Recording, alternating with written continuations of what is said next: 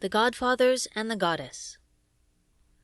Collected in Coincidence, a Head Test by Robert Anton Wilson. Published 1996 by New Falcon Publications, Tempe, Arizona, USA.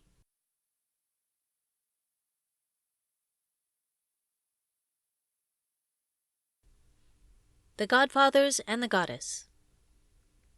As some of you have guessed by now, that last realist article contained a great deal of put-on.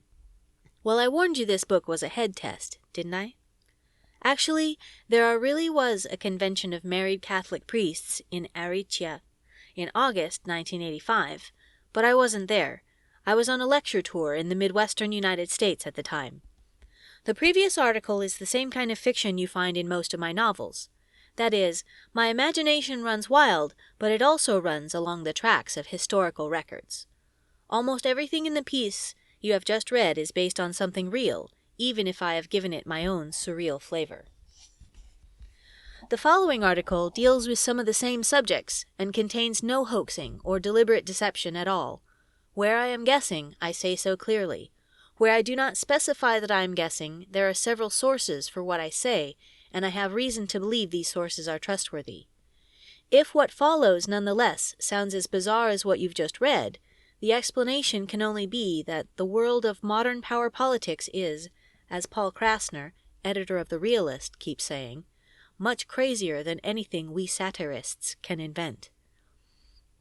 The first paragraph of this article, in which I go through some spaghetti-like convolutions to express what I mean without actually using the words fuck and suck, was necessary because I was writing for an Irish news magazine.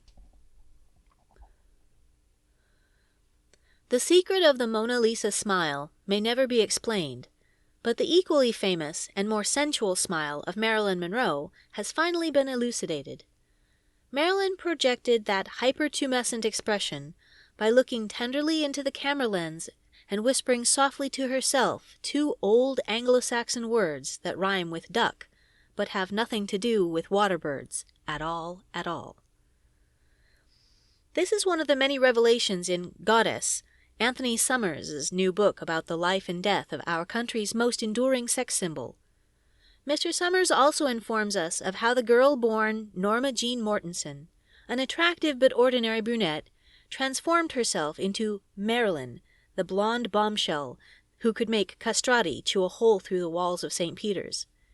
Starting at 19, Norma Jean studied anatomy the way Napoleon studied war, learned how to use every muscle, jogged every day, 20 years before that became a fad, and even lifted weights. By the time she had become Marilyn, Norma Jean not only had her dresses specially designed, but sometimes had them literally sewn on her body for maximum advertising of her natural resources. And she always had those Anglo-Saxon monosyllables to hype or hypnotize herself into public arousal every time she saw a photographer on the horizon.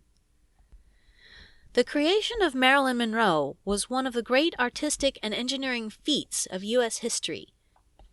After the technology had been accomplished, there was great art and shrewd psychology in animating the myth with a numinous blend of little girl innocence and mature, shameless eroticism. A true goddess had been manufactured, as any Jungian psychologist will agree. Behind the goddess was an intelligent and intuitive actress, and behind the actress was Norma Jean, a woman who had never been innocent, never became mature, and wasn't even shameless. Norma Jean was, in fact, guilt-ridden, insecure, haunted by the father she had never known, terrified of inheriting her mother's insanity, and seldom free of crippling anxiety for 2 minutes at a time. She was also a compulsive liar, whose ability to believe her own fantasies reminds one inescapably of that other self-made American archetype, Ronald Reagan, and she was prone to bouts of paranoia and the anxiety neurotics ever-escalating alcohol and drug dependence. She surely must have been some kind of genius, too, because it takes more than talent to create and maintain the goddess image, while in the dark night of your soul the shadows of nightmares howl and gibber around you.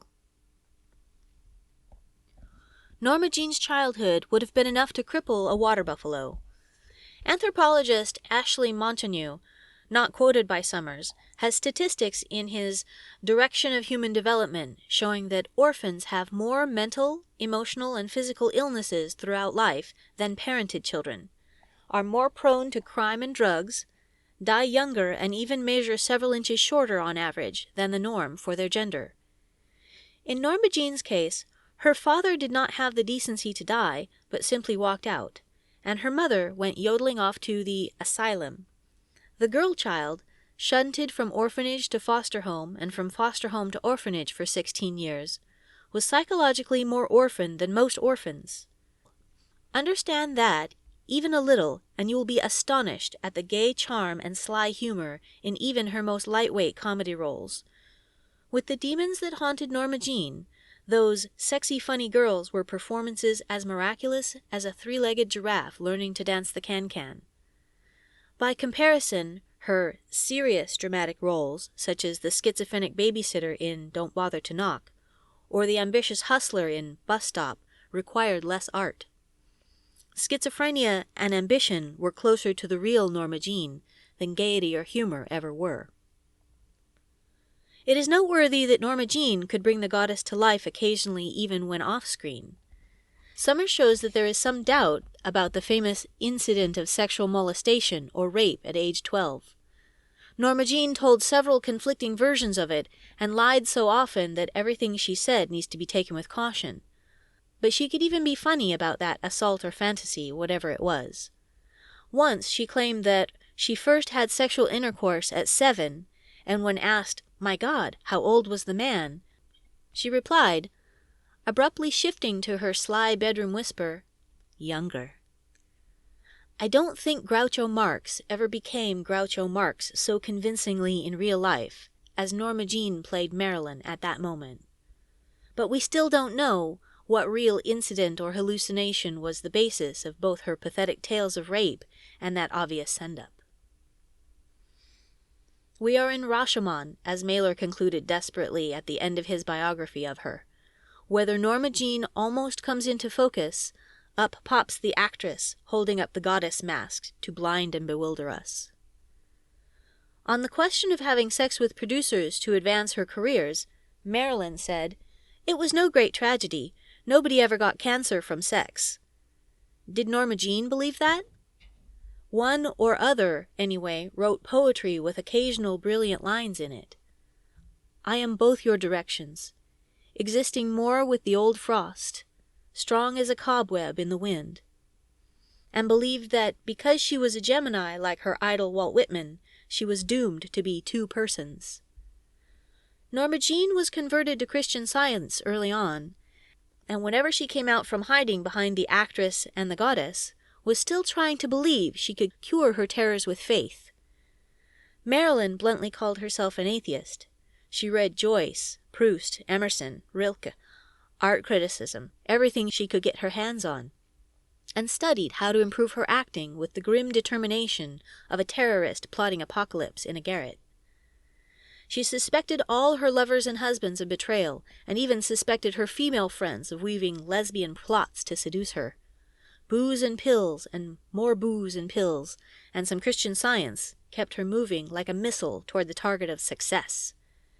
And when an audience or camera appeared, she trampled her anxieties like Attila trashing a village, and became, while the performance lasted, the sexiest and funniest woman in the world. Was there some kind of cover-up connected with Marilyn's death? Summers presents a convincing case that there was a conspiracy in which Marilyn's death was concealed for 3 hours, while persons unknown carefully removed from her house all evidence of her love affairs with John and Bobby Kennedy. I think Summers also proves that this cover-up was instigated by actor Peter Lawford, brother-in-law to John and Bobby, who had previously provided his house as a discreet trysting place for the lovers. It is not perfectly clear that Lawford ever suspected, or allowed himself to suspect, that he might be conspiring to conceal clues to a murder. He probably thought, or wanted to think, that he was only covering up politically embarrassing sexual dalliances. The possibility of murder remains only a possibility, although often raised by the tabloids, once accepted by Norman Mailer and still insisted upon by the award-winning journalist Hank Messick, formerly consultant to the New York Joint Legislative Committee on Crime. Messick claims that unnamed informers in the Mafia and the Justice Department both believed that the mob killed Marilyn to lure Bobby Kennedy into a trap and then blackmail him. Summers is skeptical of this, and so am I. The mob, as Summers documents, already had enough on Bobby to blackmail him, because they had used electronic bugs to acquire several tapes of Marilyn and Bobby making the beast with two backs. Since the cover-up obliterated real evidence, the possibility of murder cannot be ruled out, but the probability is that only the romantic proclivities of John and Bobby were being whitewashed. And yet, a few months after Marilyn's death, a woman named Mary Pinchot Meyer became another of John Kennedy's mistresses. She was also a dear and good friend of the Harvard LSD researcher Dr. Timothy Leary, and curiously, the wife of Cord Meyer, a top CIA official who was the only man ever to receive the agency's Distinguished Intelligence Medal 3 times. In 1964, about 1 year after the JFK assassination, Mary Pinchot Meyer was shot to death on a Washington street. Clearly, it was statistically somewhat hazardous to be a mistress of the President of the U.S. in those days. According to Dr. Leary's autobiography, Flashbacks, Tarcher, Los Angeles, 1983, Mary Pinchot Meyer informed Leary as early as 1962 that the CIA was engaged in its own LSD research and wanted to stop him and other scientists from publishing the results of open LSD research. She also told Leary of a vicious power struggle in Washington between the Kennedy faction and the old guard CIA faction. Leary claims that there was a cover-up in the death of Mary Pinchot Meyer and names 2 Washington sources as confirming that opinion. Another of President Kennedy's mistresses, Judith Exner, later came to the attention of the House Select Committee on Assassinations in 1978 because at the time of her affair with the president, she was also the mistress of Sam Giancana, Chicago Mafia leader, who had once, according to informants, discussed the desirability of assassinating the president. The committee took seriously the possibility that Giancana had put Ms. Exner in the president's bed in order to blackmail him. The committee also examined seriously the possibility that Giancana had gone ahead with his assassination plot and masterminded the events in Dallas on 22 November 1963. In its published report, the committee concluded only that there was a conspiracy and that possible mafia involvement deserved further investigation. But the chief counsel for the committee, Professor Robert Blakey, went further and said for the record, "I am now firmly of the opinion that the mob did it. It is a historical truth." Sam Giancana was believed to be heavily involved in heroin traffic. He wanted John Kennedy dead because he believed Bobby would be replaced as Attorney General under a new administration, as indeed happened. And Bobby had been spending millions to break up the heroin racket and send Giancana personally to prison. Giancana himself was shot dead in June 1975. Dr. Leary was sentenced to 37 years imprisonment in 1970 for alleged possession of 1 cannabis cigarette, a crime then usually punished in the States by 6 months. He was released in 1976 amid carefully orchestrated rumor campaign claiming he had become an informant for the FBI. He is now engaged in the manufacture of computer software. LSD has become, like heroin, a monopoly of the CIA and the Mafia. Johnny Roselli, Mafia kingpin of Las Vegas, was also accused of involvement in the JFK assassination by Professor Blakey and others. He was shot to death in July 1976 after talking once to the Assassination Committee and while waiting to be recalled to testify again. In the same vein, George de Mohrenschildt, a close associate of Lee Harvey Oswald in Dallas, who had also been linked to the CIA and the Mafia, died of gunshot wounds in March 1977 while under subpoena to testify before the Assassinations Committee. In this case, the coroner ruled suicide.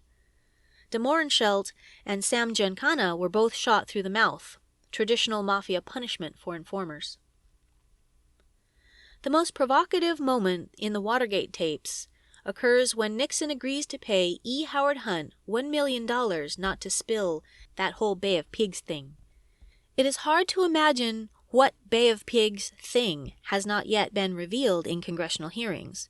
Yet the implication of Nixon's willingness to pay Hunt $1 million for silence, better than a poke in the eye with a sharp stick if you must admit, is that some damned Bay of Pigs thing has not come out into the light of day even yet. Part of the answer to this curiosity may be found in Anthony Summers' earlier book Conspiracy, published by Fontana in London in 1980, and Professor Carl Oglesby's The Yankee and Cowboy War, published by Berkeley Press, New York, 1976, wherein one finds that Sam Giancana and Anthony Rosselli, the above-mentioned now-defunct mafiosi, were engaged with the CIA in several plots to assassinate Fidel Castro, which may have been known to President Kennedy, and that Mr. Hunt, while involved in these murderous conspiracies with the mafia, was also involved with other CIA officials in clandestine raids on Cuba, which were definitely concealed from the president. Another part of the answer may be discerned in Penny Lernoul's In Banks We Trust, published by Doubleday, New York, 1984, which tells of a bank called the World Finance Corporation in Miami, Florida, which went belly up after the local district attorney indicted its top officials for knowingly engaging in the laundering of billions of dollars of money from the cocaine trade. The president of the WFC was Hernandez Cataya, who had also been involved with Giancana, Rosselli, Hunt, and the CIA in clandestine anti-Castro activities, and two other officers of the bank turned out to be former, or allegedly former, CIA agents. Lernoul concludes that the CIA now wields a major influence on the cocaine trade, which it operates in association with the neo-fascists in Italy and South America, and the pseudo-Freemasonic conspiracy called P2. Lernoul carefully documents that WFC laundered the cocaine money by sending it on a merry-go-round through the Cisalpine Bank in the Bahamas, owned by Archbishop Marcinkus, the Vatican Bank, managed by Marcinkus, and Banco Ambrosiano, managed by the late Roberto Calvi, but owned in effect by the Mafia and the P2 conspiracy. She also documents that Licio Gelli, Grand Master of P2, had been a CIA agent since the 1940s. Funny coincidence, that. Members of the hierarchy in Ireland had been so vociferous in defense of the otherworldly naivety of Archbishop Marcinkus that I hesitate to draw any conclusions about his part in all this. It is possible that his innocence was so extra-mundane that he thought all the time that he was dealing in baby booties. Back in the early 1970s, however, Archbishop Marcinkus received money from the Johnny Rosselli Mafia family, there's that name again, $1 billion in counterfeit stock, as documented by New York Times reporter Richard Hammer in The Vatican Connection, published by Bantam, New York, 1982. It is possible that even on that occasion, the Archbishop thought he was dealing in baby booties. But as a profound layperson, I can only wonder why he didn't comment inquiringly when he received counterfeit stocks instead of kiddyware, but then the mysteries of the faith are beyond human reason. In 1978, Osservatore Politico sent Pope John Paul I data on the Mafia P2 infiltration of the Vatican Bank.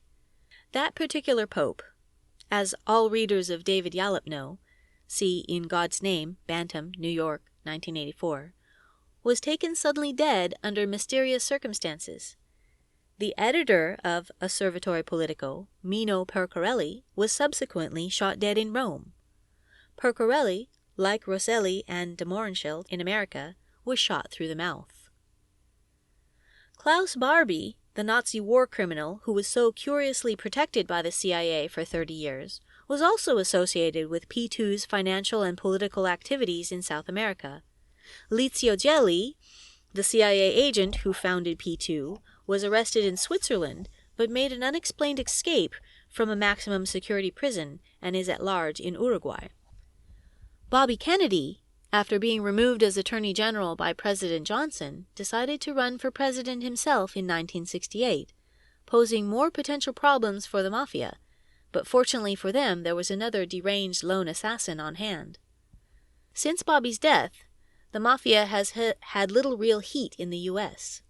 Michelle Sindona, mafia lawyer and P2 member, was at Nixon's inauguration, an honored guest, and Licio Gelli, the Grand Master himself, is in photographs taken at Reagan's second inauguration.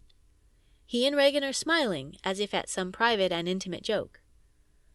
From all this, we can extrapolate 3 outstanding facts that are almost synecdoches of our incredibly clandestine world. 1. The cocaine money laundered by Archbishop Marcinkus helped finance the death squads that killed Archbishop Romeros, who served the same God and the same church as Marcinkus. We are all living in a Le Carré novel. 2. In the symbiosis between the mafia and the CIA, the mob thinks it is using the spooks, and the spooks thinks they are using the mob, and one of them is terribly deceived. 3. Bobby Kennedy broke off his affair with Marilyn when he learned from FBI wiretaps that the mafia was taping his boudoir adventures. Contemplate that. While the Justice Department wiretaps the mafia wiretaps the head of the Justice Department. It is more than a synecdoche. It is a Joycean epiphany. And Norma Jean, the neurotic woman who created and became Marilyn Monroe?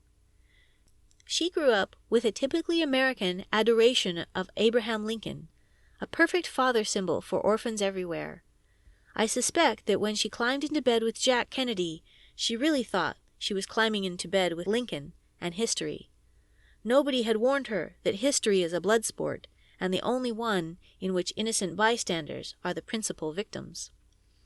She was as beautiful as the Parthenon by moonlight, as goofy as a surrealist painting, and as hard to ignore or forget as a kangaroo in a symphony orchestra.